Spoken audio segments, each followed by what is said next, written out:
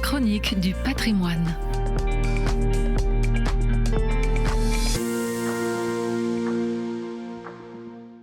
Bonjour à tous.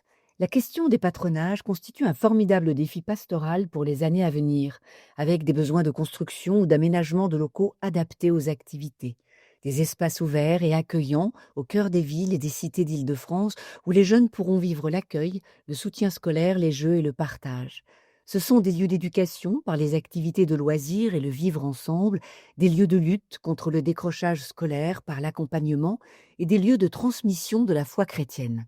Souvent installés dans les locaux paroissiaux, adossés à l'église, les enfants y sont pris en charge après l'école ou pendant les vacances. À Sainte-Claire d'Assise, à Paris, les chantiers du Cardinal ont financé la rénovation et la mise en sécurité de la cour utilisée par le patronage. Les enfants y viennent après l'école, où les animateurs vont les chercher, avant le goûter, les devoirs du soir, les jeux et les animations. Au cœur eucharistique de Jésus, à Paris aussi, le projet de rénovation complète et d'adaptation immobilière des locaux du patronage tarde à se mettre en place.